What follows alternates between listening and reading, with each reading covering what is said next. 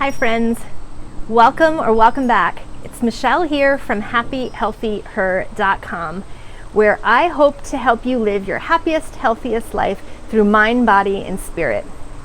In this week's Compassionate Chat, we are talking about how to be wildly creative. Even if you just think about that expression, wildly creative, I think you can start to open up some of the creative flow. Recognizing that we all are wildly, uniquely creative, I think is a powerful first step to unleashing that force into the world. And it's really important, actually. Your creativity is a driving force towards your joy, your vitality. It's a major energy flow. And when it gets blocked, you will feel it in how you interact with others, how you work, and just even how you feel on the day-to-day.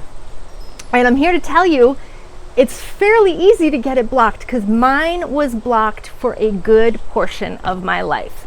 So what we're going to talk about today, I think, is really important and powerful, because once mine was no longer blocked, I felt like I had been shot out of a cannon. I was able to write 2 books, create a course, and start writing more on my blog, doing more videos like this. I just had no blocks, and so everything flowed so much easier. So that's sort of the gist of creativity, is it's about flow. So I had thought about doing a bunch of research, because I've done years and years of reading books and taking courses in how to get rid of writer's block, how to increase my creative flow. But what I realized is, in all of that work, the biggest piece was removing the blocks. The creativity is there. It's like this current flowing through you. It's not that you need to create it, it's that you need to unblock it and allow it to flow. So reading a ton of books, taking a bunch of courses, sometimes can send you in the wrong direction and even create more blocks. So let's get into some of the more energetic perspectives on this. It is thought that your creativity arises from your second chakra. That is your sacral chakra, that's in your lower abdomen. It's represented by the color orange, and so many say if you surround yourself by orange or even orange crystals, you can actually support that creative flow more easily. I definitely have found that to be true. But one of the things that's the most interesting to me about this is when you study the chakras, I sometimes say that wrong, you learn that they build on each other. So the second chakra builds on the root chakra, the first chakra. And that root chakra is responsible for your groundedness, your security, and your safety.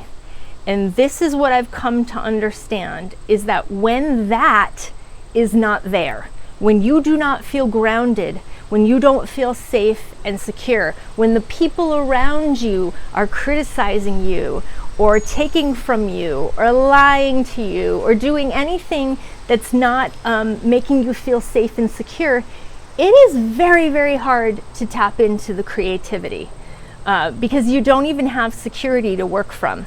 And so that is what I want to focus on today, is talking about how to eliminate that. So if you follow me at all, you know I love signs. I often get signs from Spirit as to what I'm supposed to talk about here. And I've wanted to talk about this topic for many months, because I am so thrilled to not have my creativity blocked anymore. I feel like I'm so much more in tune with myself and happier because of that. And so I wanted to share this with other people, but I just kept telling myself, oh yeah, you don't know enough about this to talk about it. I was actually kind of blocking myself, which is kind of funny. But then I saw a Facebook post last night that told me I need to talk about this. And the post was from a woman who was, I think she was in her 40s, and the post said, it took me into my 40s to realize I was an artist. And once I realized it, I started to do my art, and now that is her career. and she had pictures of her art, and she was showing, it was a video actually, of her creating paintings with these really cool patterns and color combinations. And I went on to post a comment like cheering her on, like, wow, that is so amazing. I actually specifically wanted to know if she was a Leo, because I'm a Leo sun, and I think Leos are naturally creative, but we don't think we are. This is sort of the interesting thing about a lot of our greatest skills in life, is because they are sort of inherent to us, we don't recognize them, and we sometimes don't even nurture them. So I wanted to ask her, spoiler, she was not a Leo, she was a Libra. But in my commenting on that and telling her how glad I was that she had found her creative outlet, I noticed there were a ton of nasty comments. People saying that what she was doing was not art, it was a craft, and how dare she say that, and how she's not really an artist. Like, comment after comment, and it shocked me, because art, as many people understand, is in the eye of the beholder, and everything can be art. And I was just shocked at how the nastiness. And so I thought, okay, this is what I need to talk about, because this is exactly what I mean when I'm talking about your root chakra being blocked. If that woman wasn't fully in herself, and she took the criticisms very well. She herself said she was shocked at the people's responses, but whatever. I should also add, she had a really large following. And I think that was a lot of what was going on for her, is people were jealous and they were projecting their envy onto her. I just talked about this recently, how not to be jealous and why it's not great to be jealous. I'm going to link to that video below. But really, it was sort of interesting to see it played out in real time. And it actually mirrors my experience with my own creative blocks.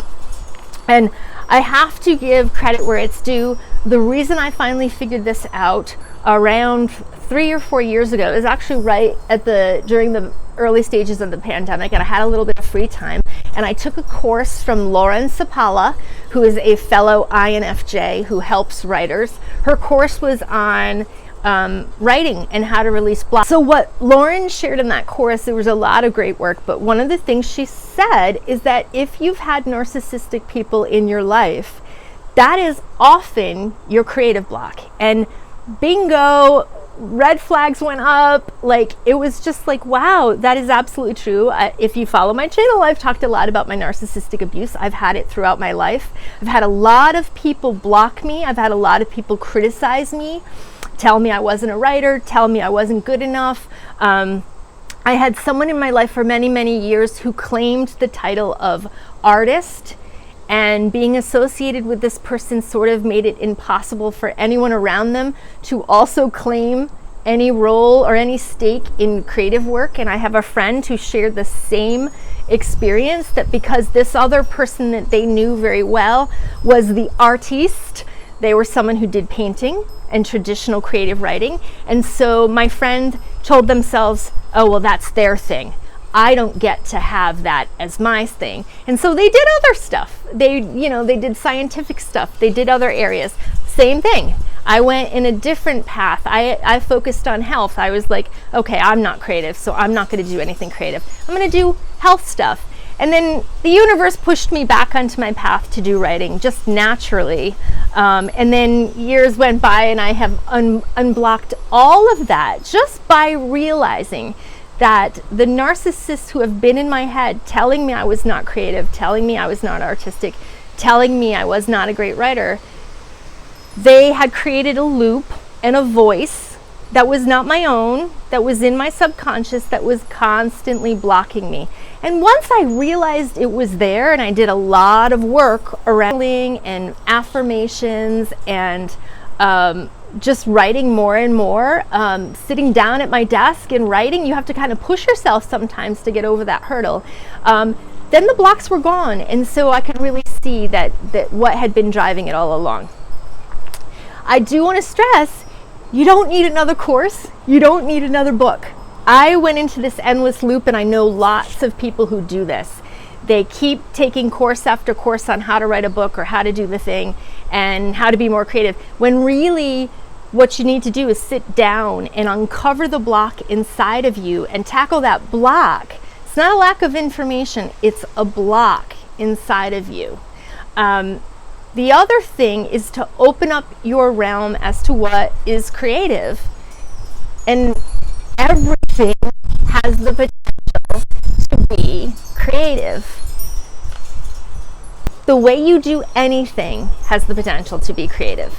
So the way you dress, the way you cook, how you combine spices or ingredients, the colors you choose to wear, how you accessorize. I love jewelry, and you'll notice that is sometimes how I use my creative expression, is to wear jewelry that I love and that is meaningful for me. Your thing is your thing, and we all have just a myriad of ways that we show up with our creative, unique selves. I think sometimes we can even just use the term creativity as a synonym for being unique, because the way you live and the way you do anything is your creative outlet into the world. So embracing that and honoring that, and repeatedly telling yourself, I am wildly creative.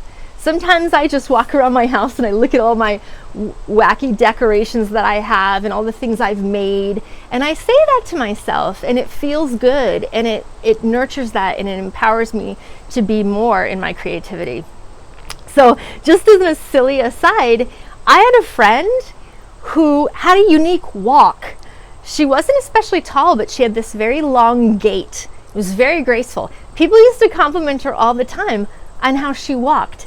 That was her creative expression into the world. I mean, she had many, many other ways, but just that one simple thing, it's so, it's such a different perspective on how we see creativity, and I think it's important to see it in all its facets. I want to have a caveat too around that. There were years where I used to say to everyone when I was actively writing that everyone should write a book. Oh yeah, everyone should write a book. And now that I've written two, I can actually say, yikes, no, that's not really the best advice. Not everyone should write a book. It's not for everyone. It really requires a lot of passion and perseverance and time and money. It's not what people think these days. To publish a book, especially if you're self-publishing, takes a lot of effort, and it takes really fine-tuned writing skills. And if that's not a natural inclination for you, then a book might not be your vehicle. And so that actually is kind of the another piece of the block, is knowing what your vehicles are. Your vehicles might be traditional art like music or writing or painting or drawing or photography, or they might be, like I said, the less traditional art forms like cooking or poetry, which is quite traditional, but for some people that's like a different outlet. So any of that stuff, fashion, your outlet, your creativity is going to be different from mine, and that's okay, and that's important to honor as well. So I always like to give you practical tips and tools. So here are some you probably have never heard about, but these have been really helpful for me. And the first is flower essences. I have two that I take fairly regularly. I'm going to link to them below. Centauri is for strength and convictions. It's to help you strengthen your knowledge in your self-awareness in yourself, that yes, I am creative, yes, I am powerful. And this is Columbine, and this is for creative expression. It's sort of to help you to be able to express yourself more freely. Flower essences are wonderful. They're very gentle, they're very mild, and in my experience, they offer a powerful energetic shift. Another tool is, I've already said it, but affirmations. Saying it out loud. Now, I met a Libra recently, and she was talking about how affirmations don't work for her because she doesn't believe them. And that is a very valid truth. Affirmations won't work for everyone. And that is actually part of the block you want to uncover. If you are not believing them, why don't you believe them? You want to tackle that. You might want to journal on that before you embrace actually doing affirmations. But in general, there's a practice that I've talked about many times in my work, and I find it really, really powerful, where you write down I am statements, and then you actually say what you know to be true. I am intelligent, I am kind, I am creative, I am thoughtful, whatever the things that you know to be true about yourself, you write them over and over and over, and you add to the list as you start to feel stronger and more empowered. And as you also get feedback from your friends and maybe even your colleagues at work, add the things that people are telling you, because those are important too. And so you're constantly sort of bolstering your strength. Those statements, in my opinion, are activating that root chakra, which then activates your sacral chakra, and on and on and on. So they're very, very empowering and very helpful. Another tool that I talk about a lot in my work is tapping, emotional freedom technique. And you can tap on the statement of I am creative. Even though I feel like I have creative blocks, I know I am creative. And then you move through each of the meridian points, and you can have a statement or you don't have to. I have a page that talks about how you do tapping specifically, and there's a free app from the Tapping Solution that provides this. I'm just showing you, walking you through the different points. But this can also be really powerful if you keep telling yourself, I am creative, so that you can lock in and unleash that belief. Another really powerful tool that I've used recently is yin yoga.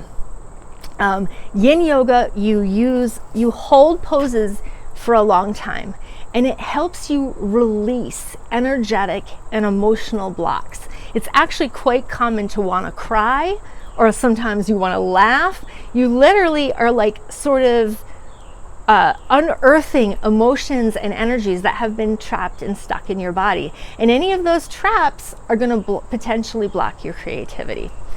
Another just sort of basic tool is grounding. So grounding can be as simple as walking in your yard. So there's my grassy, actually my grass looks terrible, so don't look too closely, but my grassy yard, walking barefoot on grass is an amazing way to ground. That's called earthing.